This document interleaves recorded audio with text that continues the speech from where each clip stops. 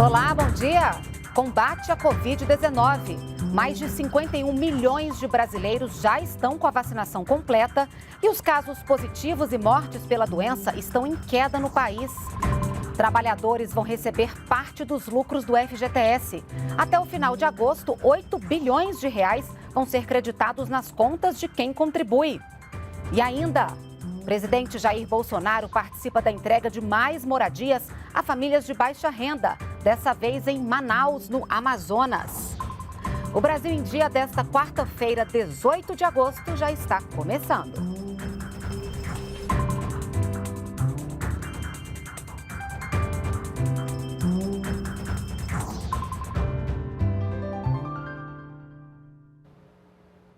Agora, 8 horas, estamos ao vivo pela TV Brasil e redes sociais. A gente inicia falando da queda do número de casos de Covid-19 no Brasil e também de mortes pela doença. Segundo um estudo, usando como referência uma comunidade do Rio de Janeiro, a eficácia da vacinação é a responsável por esse cenário. O avanço da vacinação no país contribuiu para a redução de mortes de Covid-19. A média móvel de óbitos por dia nos últimos 7 dias foi de 839, a menor desde janeiro deste ano. Com o avanço da vacinação, a gente verifica uma redução no número de casos e número de óbitos. Mais de 50 milhões de brasileiros já estão imunizados com 2 doses ou dose única. Um estudo da Fiocruz, realizado na Ilha de Paquetá, no Rio de Janeiro, mostra que a equação vacina mais medidas de proteção é igual a menos mortes. O número de casos, o número de procura aqui na unidade, procura por paciente sintomático respiratório diminuiu. O próximo passo é aplicar no final de agosto uma terceira dose nos moradores com vacinas diferentes.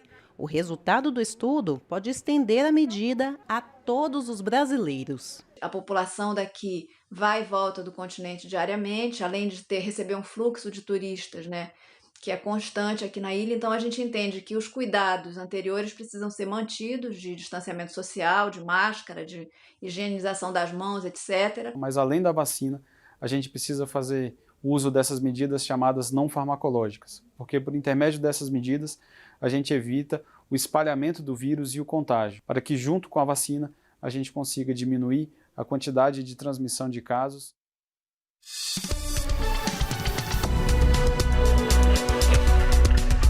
Momento Saúde. E dados atuais do Ministério da Saúde mostram que mais de 51 milhões de brasileiros já completaram a vacinação contra a Covid-19. Vamos ver os números aqui no telão? Olha, até agora foram distribuídas 207.164.230 doses de vacinas. As doses aplicadas somam 168.157.560. O número de brasileiros que tomaram aí a primeira dose da vacina é de 117.005.470 pessoas e os brasileiros que tomaram aí 2 doses da vacina ou a dose única é de 51.152.090. O presidente Jair Bolsonaro entrega daqui a pouco em Manaus 500 residências pelo programa Casa Verde e Amarela. 2.000 pessoas vão ser beneficiadas. A repórter Gabriela Noronha está no Amazonas e tem mais informações para a gente. O investimento federal no residencial Cidadão Manauara 2B foi de 41 milhões de reais, dos quais pouco mais de 36 milhões foram repassados desde 2019, o que representa 88% do valor total da operação. O repasse das chaves deve contar com a presença do presidente Jair Bolsonaro e do ministro do Desenvolvimento Regional, Rogério Marinho. O residencial Cidadão Manauara é composto por 3 conjuntos habitacionais. O empreendimento conta com infraestrutura completa, com água, esgoto, iluminação pública, energia elétrica e sistema de pavimentação e drenagem. Além disso, oferece área de lazer com quadra de areia, 3 playgrounds e quadra poliesportiva. Gostei muito do apartamento, a expectativa de mudança está muito grande. Eu ficava dizendo, meu Deus, quando é que a gente vai mudar? Já está tudo pronto, e agora? Quando vai mudar? E eu estou muito feliz, né? É uma expectativa muito grande de mudança mesmo, né? E foi publicada hoje no Diário Oficial a medida provisória do governo federal que beneficia o pequeno produtor que utiliza o milho na criação de animais, por exemplo. Ela autoriza a compra do grão pela Companhia Nacional de Abastecimento, a Conab, a preço de mercado. Estou assinando aqui uma medida provisória que visa atender ao pequeno criador, ter acesso ao milho diretamente do produtor. Exatamente, o milho balcão, que é tão esperado pelos pequenos produtores de todo o Brasil, principalmente os do Nordeste. E o ano passado, presidente, nós mandamos também muito milho para o Rio Grande do Sul, quando houve aquela seca. É o pequeno criador, consumidor de milho, que tem acesso a 1, 2, 3, 10 sacos de milho, que ele não pode comprar dos grandes produtores. Em especial no Nordeste, aquele pessoal que tem ali algumas galinhas, né? Uma cabrita, uns porquinhos. Isso. Então ele vai ter um milho mais barato para poder manter a sua produção. E também saiu hoje no Diário Oficial da União a decisão do Conselho Curador do FGTS sobre o pagamento aos trabalhadores de parte dos lucros de rendimentos relativos ao ano passado.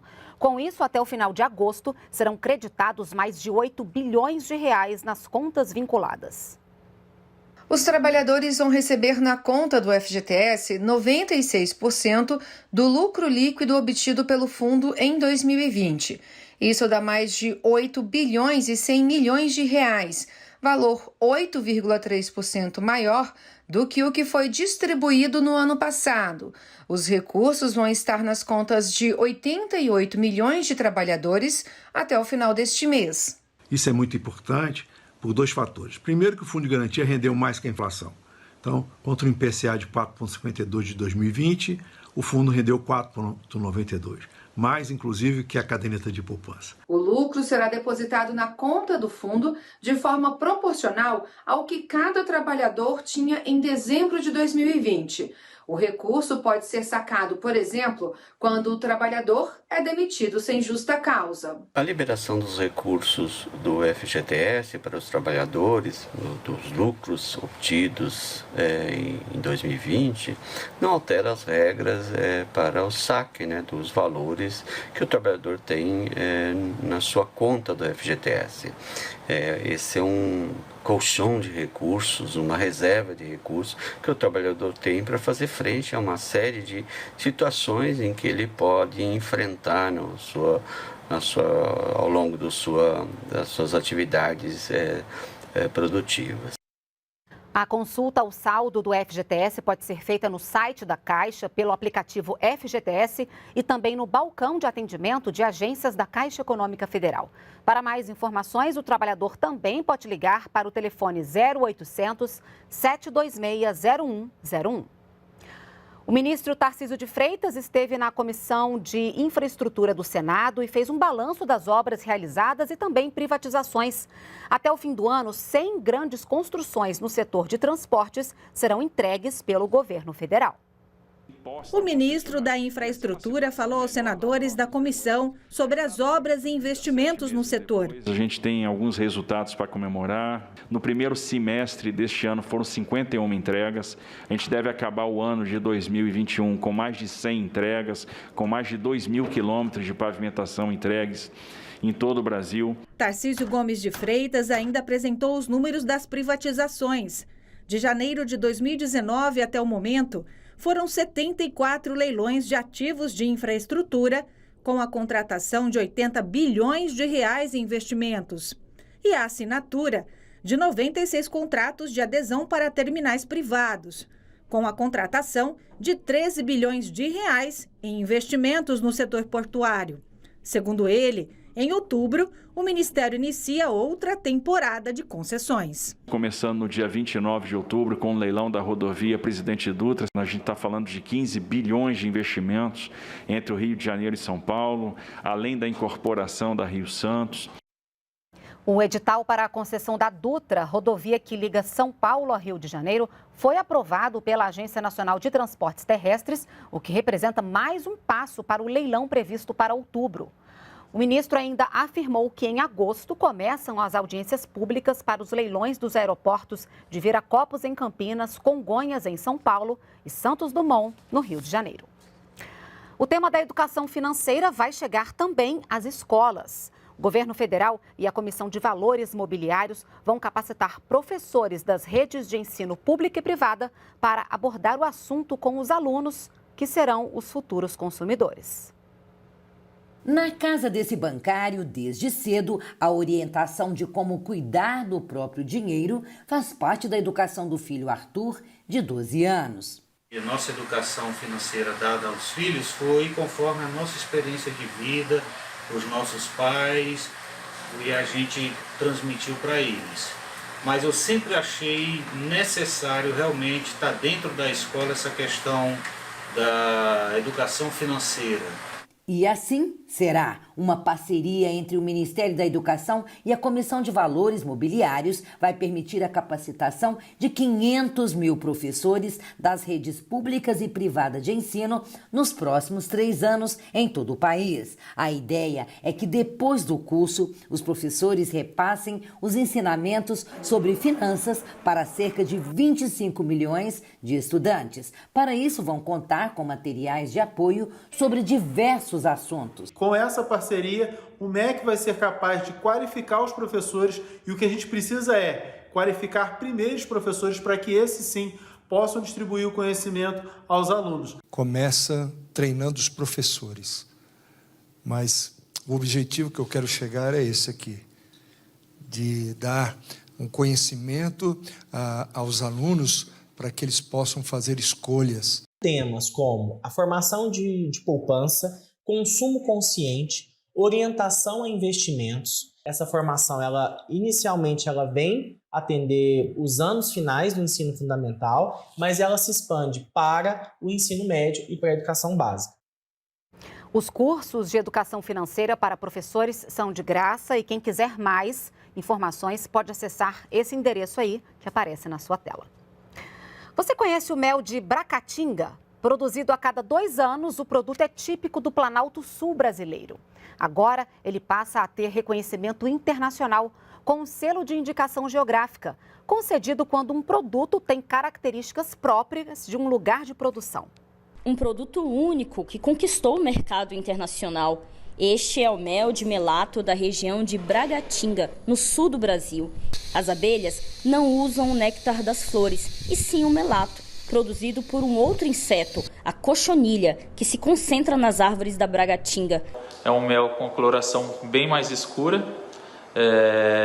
possui mais teor de minerais e nitrogênio. É um mel com menos teor de açúcar. O nosso mel, que já tem um reconhecimento de qualidade mundial, passa a ter um produto ainda mais valorizado. Por ter características naturais tão próprias como lugar, clima, fauna e flora e todo um manejo específico para ser produzido, o mel de melato da Bracatinga conquistou o selo de indicação geográfica, concedido pelo INPE, um Instituto Nacional da Propriedade Industrial. Só no Ministério da Agricultura, há 6 solicitações de selo para produtos de abelha. A indicação geográfica ela tem um grande potencial para o desenvolvimento territorial da região e pode contribuir para a agregação de valor aos produtos, para a valorização daquele território e para dar maior visibilidade àquela tradição, àquele modo de produzir. É isso, o Brasil em Dia fica por aqui. As reportagens de hoje estão nas nossas redes sociais. A gente se encontra novamente amanhã. Tchau, tchau.